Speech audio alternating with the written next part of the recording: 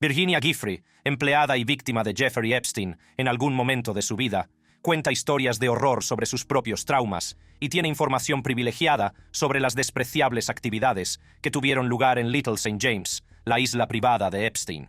A medida que se van desvelando más documentos judiciales, se van revelando verdades espeluznantes.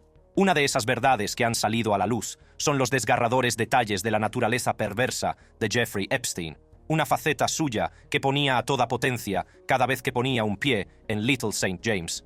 La empleada de Jeffrey Epstein ha revelado finalmente todo lo que sucedió en la isla, y en este vídeo relataré su testimonio y experiencia.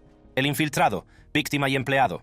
Virginia Louise Giuffre nació el 9 de agosto de 1983 en Sacramento, California. A pesar de haber nacido en un hogar biparental, su infancia se vio empañada por dificultades inimaginables y abusos indecibles. Poco después de cumplir 4 años, la familia de Giuffre se trasladó a Loxahatchee, en el condado de Palm Beach, Florida. Y aunque en muchos casos un traslado significa el comienzo de una vida mejor, no fue el caso de Giuffre. A la tierna edad de 7 años, fue víctima de abusos sexuales a manos de un amigo de la familia, una experiencia que la perseguiría durante años. Los abusos que sufrió de niña dejaron claro a Giuffre que sus padres, Sky y Lynn Roberts, no podían protegerla, y a partir de ahí, las cosas no mejoraron. Cuando Giuffre creció, su vida dio un giro trágico. Entró y salió de hogares de acogida, desarraigada y en busca de estabilidad. A los 14 años vivía en la calle, luchando por sobrevivir en un mundo que le había fallado. Mientras vivía en la calle y luchaba por llegar a fin de mes, Giuffre cayó en manos de un traficante sexual de 65 años, Ron Eppinger, en Miami. Vivió con él durante 6 meses, y su estancia con él, como la mayor parte de su infancia, estuvo llena de oscuros recuerdos de abusos y vejaciones. Pero en medio de la oscuridad surgió un rayo de esperanza. El camino de Giuffre se cruzó con el de su padre, que casualmente trabajaba en Mar-a-Lago, el lujoso club privado propiedad de Donald Trump. Este reencuentro inesperado le ofreció la oportunidad de empezar de nuevo, de escapar del ciclo de abusos y abandono que había asolado su joven vida. Giuffre no sabía que su relación con Mar-a-Lago la llevaría por un camino peligroso. Fue durante su estancia en el club cuando llamó la atención de Ghislaine Maxwell, una mujer que desempeñaría un papel fundamental en su vida. Maxwell, de porte encantador y acento británico, se acercó a Giuffre y entabló conversación con ella sobre su interés por la masoterapia. Intrigada por la conversación, Giuffre compartió con Maxwell su pasión por la terapia de masajes, sin ser consciente de las siniestras intenciones que se escondían bajo la superficie. Maxwell, actuando como un depredador disfrazado, vio la oportunidad de explotar la vulnerabilidad de Giuffre y reclutarla para la red de Jeffrey Epstein. Poco después de su encuentro inicial, Giuffre se encontró en la casa de Epstein, en Palm Beach, donde le presentaron al hombre que se convertiría en su agresor. Epstein, un rico e influyente financiero, se presentó como benefactor y ofreció a Giuffre un trabajo como masajista itinerante. Giuffre no sabía que este trabajo sería una tapadera de los horrores que le esperaban. Bajo la dirección de Maxwell, Giuffre fue preparada y manipulada para que tuviera una falsa sensación de seguridad. Le enseñaron a dar masajes a Epstein, pero lo que empezó como un trabajo aparentemente inocente se convirtió rápidamente en una pesadilla. Epstein solía estar desnudo durante los masajes, y Maxwell instruía a Giuffre sobre cómo complacerle. Cuando Giuffre se convirtió en una presencia habitual en la mansión de Epstein en Palm Beach, se vio sometida a una vida de explotación y abusos. Según su testimonio, se la pasaba de mano en mano a los poderosos socios de Epstein, obligándola a mantener relaciones sexuales con ellos en contra de su voluntad. Los jets privados se convirtieron en su medio de transporte cuando la obligaron a dejar su trabajo en Mar-a-Lago para convertirse en masajista ambulante, a tiempo completo, para Maxwell y Epstein. A pesar de ser una adolescente, Giuffre fue llevada a varias residencias de Epstein, incluidas sus opulentas casas de Manhattan y su apartado rancho de Nuevo México.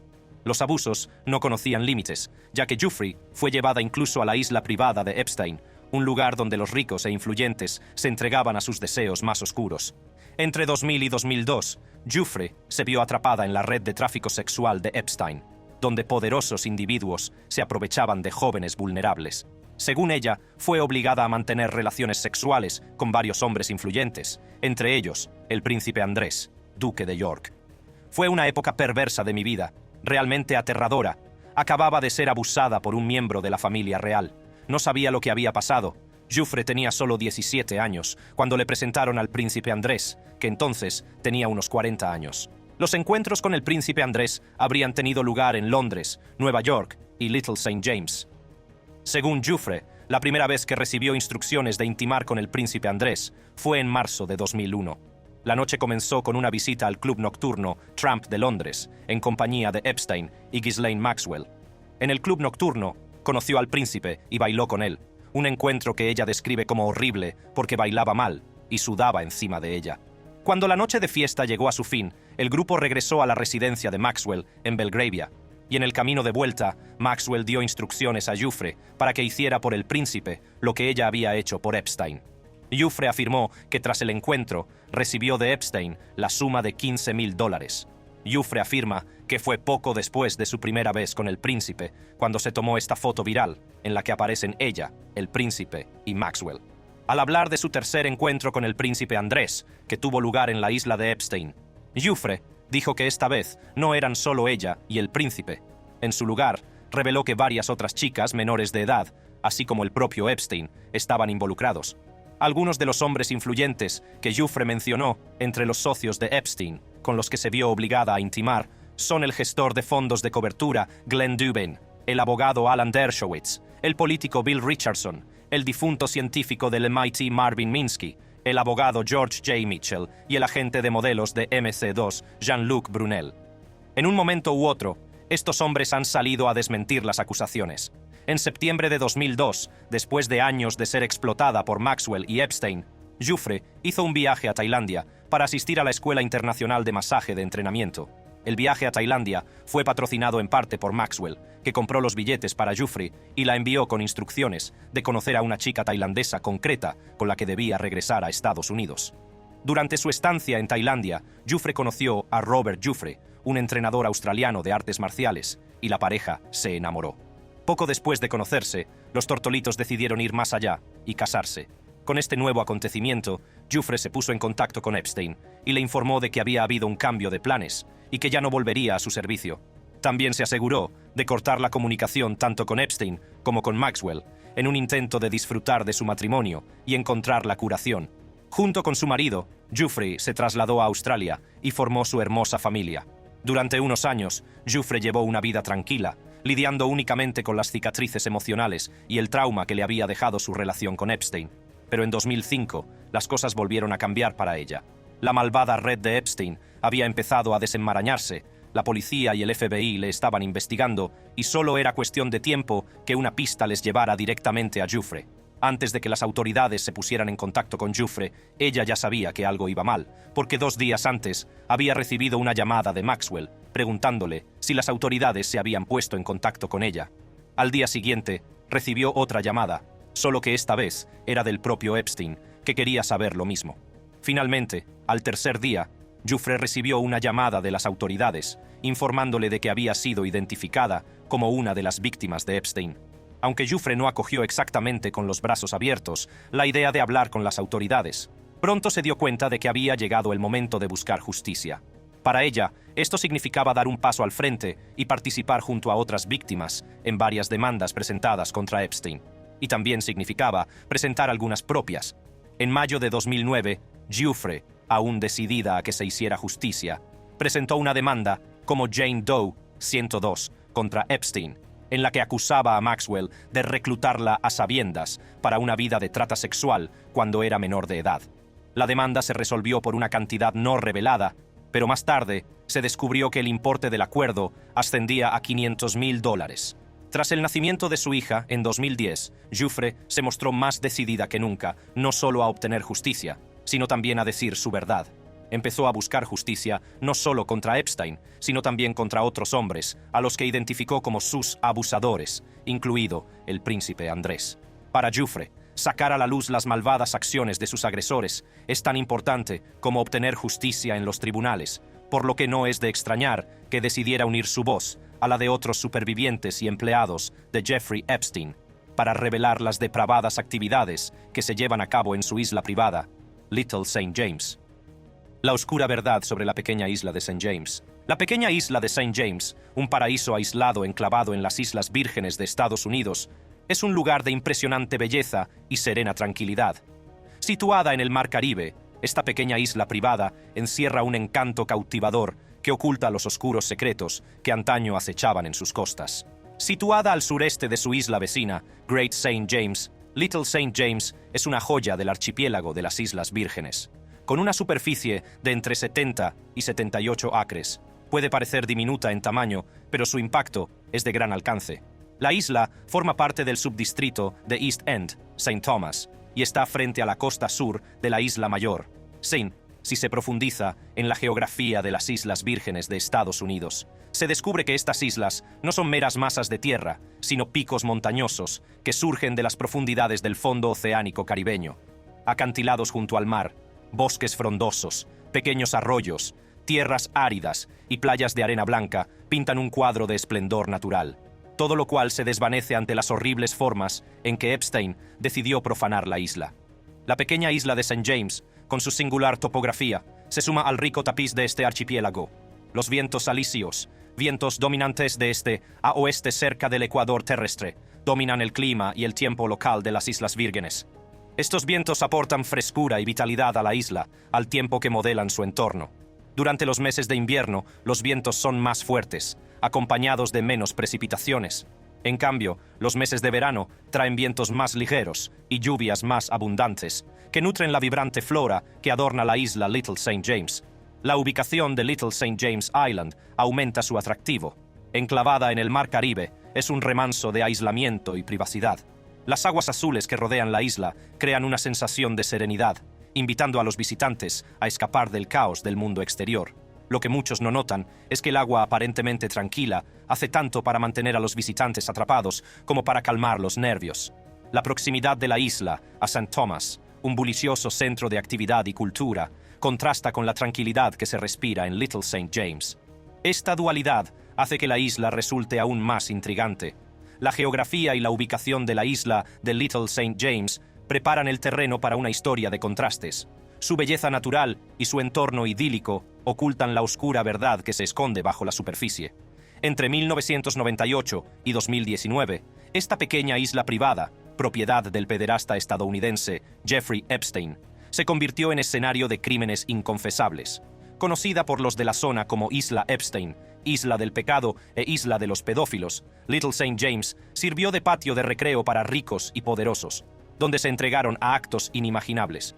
Desde su idílica ubicación en el Mar Caribe hasta su infame apodo, la pequeña isla de Santiago esconde un inquietante pasado que ha dejado un impacto duradero. Epstein, un hombre de mala reputación entre los habitantes de St. Thomas, utilizó su riqueza e influencia para comprar la isla Little St. James y mantener ocultas sus nefastas actividades.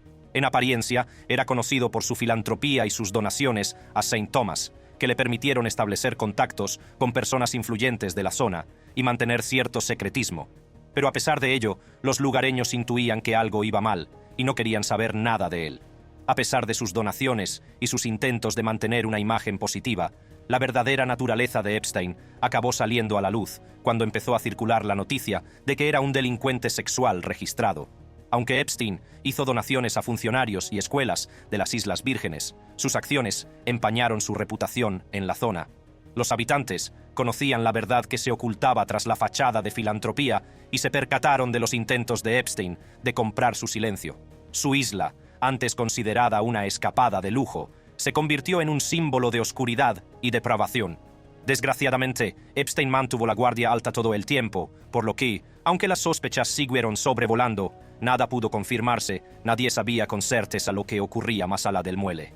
El jet privado de Epstein y sus vínculos con empresas de transporte como Hyperion Air y American Yacht Harbor desempeñaron un papel crucial a la hora de posibilitar sus siniestras actividades. Utilizaba estos recursos a su disposición para transportar discretamente a chicas jóvenes desde y hacia la isla, eludiendo sospechas y a las fuerzas del orden.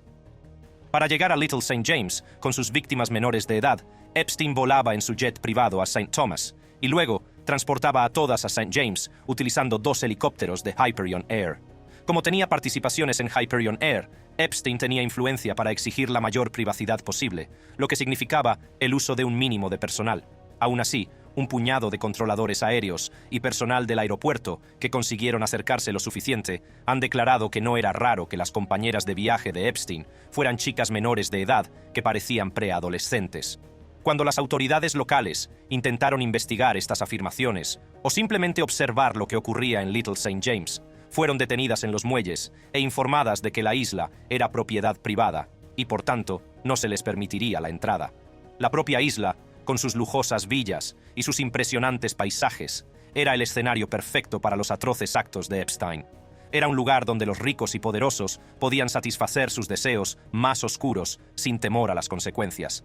Las conexiones y la riqueza de Epstein le permitieron crear un refugio para la explotación, donde las jóvenes eran sometidas a abusos inimaginables. Aunque es bien sabido que Epstein llevaba y traía a las jóvenes a la isla y hacía todo lo posible por mantener su presencia en el mayor secreto posible, es imposible no preguntarse qué ocurría exactamente en esta isla aislada.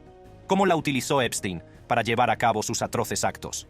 Para responder a estas preguntas, recurriré a los testimonios de los valientes supervivientes que han acudido a compartir sus historias. Una de ellas, Virginia Giuffre, antigua masajista itinerante de Epstein, ha estado a la vanguardia de la revelación de la verdad. Afirma que fue víctima de la trata en la isla Little St. James cuando era adolescente y que fue obligada a participar en actos incalificables de explotación sexual. Entre otras cosas, la obligaron a participar en una orgía con el príncipe Andrés, el duque de York y otras personas poderosas. Al hablar de su experiencia en la isla, Giuffre recordó una noche que pasó en compañía de Bill Clinton. Según su declaración, de la que algunas fuentes dicen que ahora se ha retractado, Bill Clinton estaba de visita en Little St. James sin su esposa, por lo que optó por disfrutar de la compañía de dos señoritas que venían de Nueva York. Durante la cena, supuestamente hizo comentarios groseros y provocativos, y finalmente se retiró a la oscuridad con dos encantadoras damas del brazo. Estas escandalosas afirmaciones han causado conmoción en todo el mundo, empañando la reputación de la familia real británica y del expresidente estadounidense, y planteando interrogantes sobre el verdadero alcance de las conexiones y la influencia de Epstein. Pero, a pesar de que se han presentado pruebas que demuestran que Bill Clinton no estuvo en la isla como ella afirmó en un principio, Virginia Giuffre no está sola en sus acusaciones. Otras víctimas, que han preferido permanecer en el anonimato, han relatado sus terribles experiencias en la isla de Little St. James.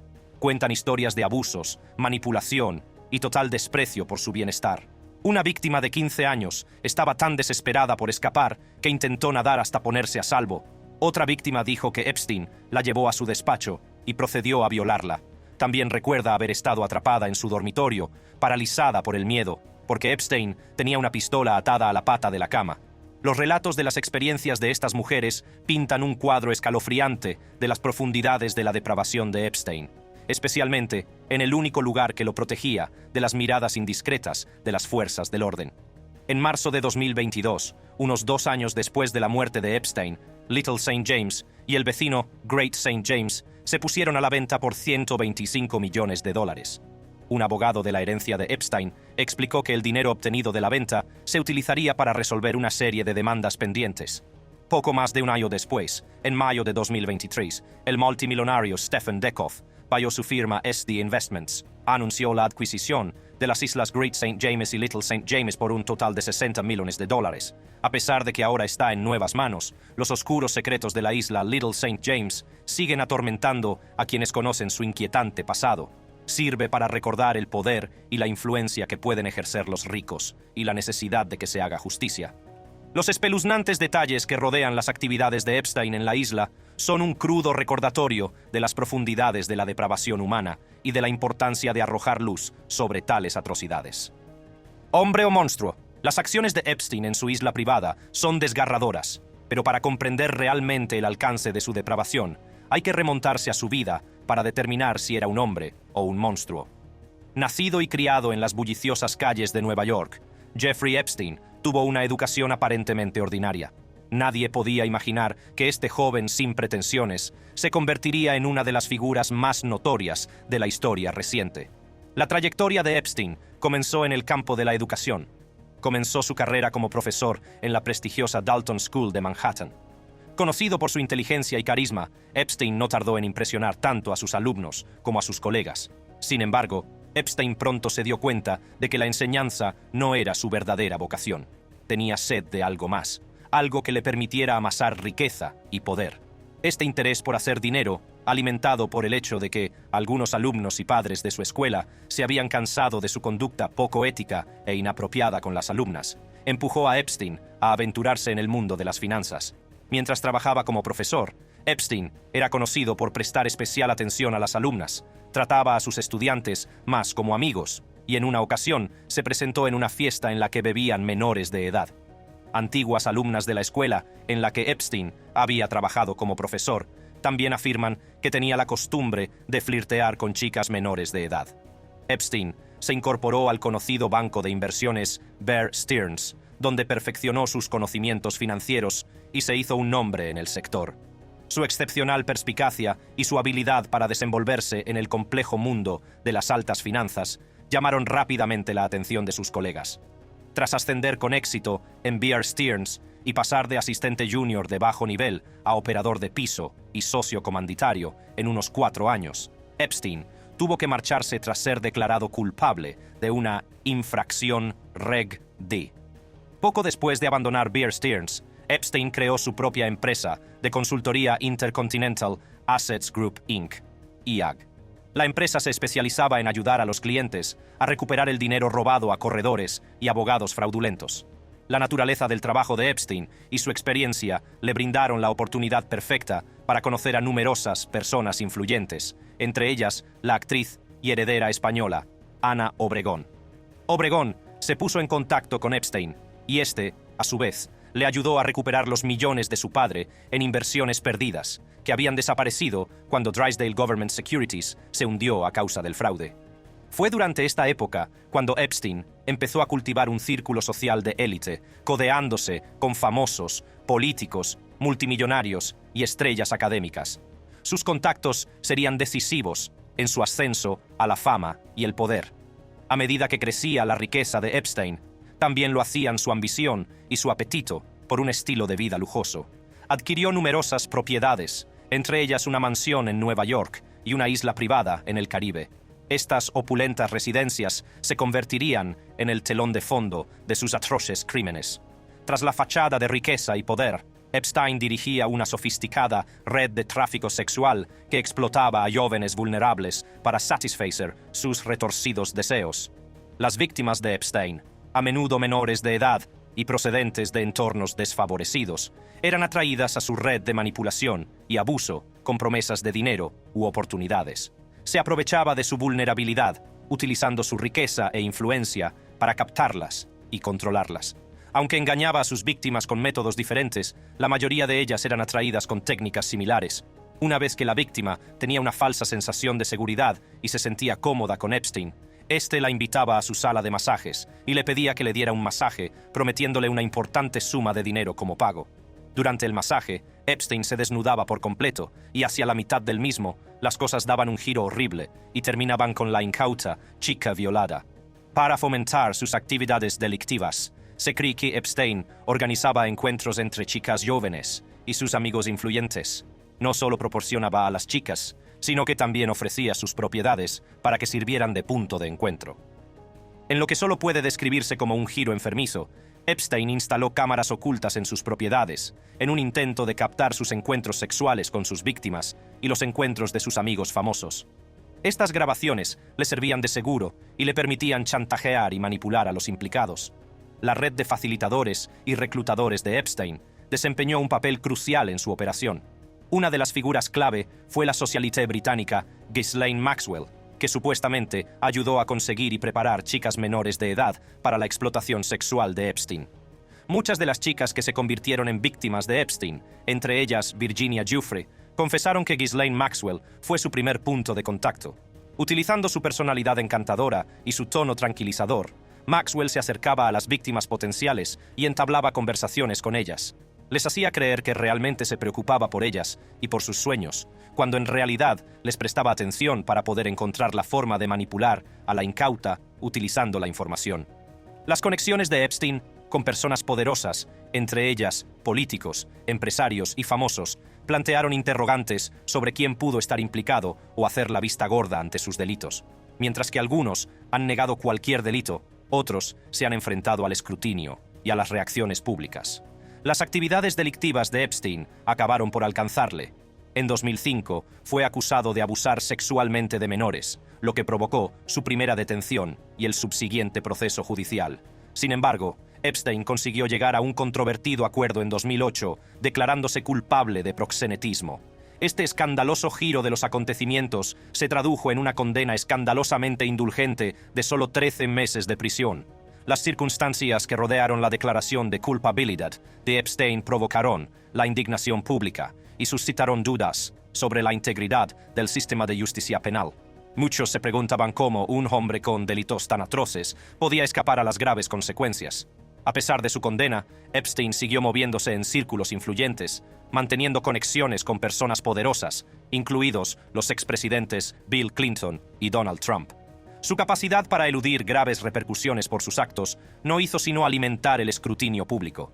Pero la historia de Epstein no terminó ahí. Las actividades delictivas de Epstein finalmente lo atraparon en 2019, cuando fue arrestado por cargos federales por tráfico sexual de menores. Las pruebas en su contra eran abrumadoras, con testimonios de valientes supervivientes que se presentaron para compartir sus desgarradoras experiencias. Sin embargo, antes de que Epstein pudiera enfrentarse a un juicio y exponer potencialmente a otros involucrados en su operación, fue encontrado muerto en su celda de la cárcel. Su muerte, declarada suicidio, levantó sospechas y alimentó teorías conspirativas sobre las circunstancias de su fallecimiento.